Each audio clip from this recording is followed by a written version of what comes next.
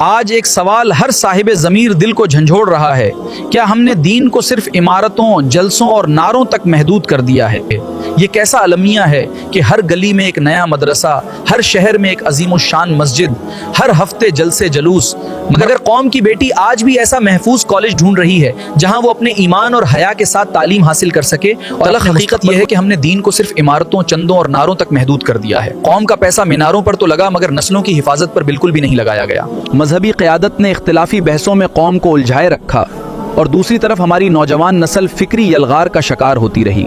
آج کتنی ہی بیٹیاں ایسے ماحول میں تعلیم حاصل کرنے پر مجبور ہیں جہاں ان کے عقیدے، ان کی حیا اور ان کی شناخت پر مسلسل حملے کیے جاتے ہیں۔ اور افسوس، جب کوئی بچی راستہ بھٹک جاتی ہے تو سارا الزام اسی پر ڈال دیا جاتا ہے، جبکہ ہمیں ضرورت ہے کہ ہم معاشرتی رویوں پر غور کریں۔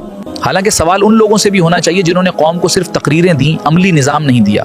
ہمیں سوچنا ہوگا کہ ہم کہاں کھڑے ہیں اور ہمارا مستقبل کیا ہے۔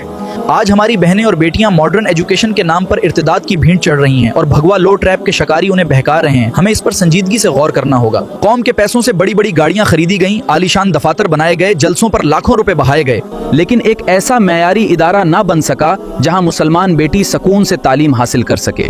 یہ حقیقت بہت کڑوی ہے۔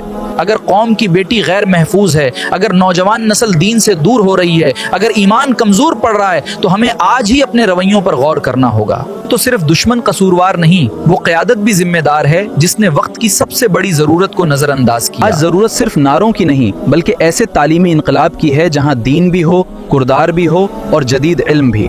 ورنہ یاد رکھو، تاریخ صرف ظالموں کو نہیں، خاموش تماشائیوں کو بھی معاف نہیں کرتی۔ اس لیے وقت رہتے اپنا موقف واضح کرو اور حق کا ساتھ دینے سے پیچھے نہ ہٹو۔ اگر آپ کو یہ ویڈیو پسند آئی ہے تو اس ویڈیو کو لائک کریں، شیئر کریں اور ہمارے چینل کو سبسکرائب ضرور کریں۔ اگر آپ ہمیں فیس بک یا انسٹاگرام پر دیکھ رہے ہیں تو ہمیں فالو کرنا مت بھولیں۔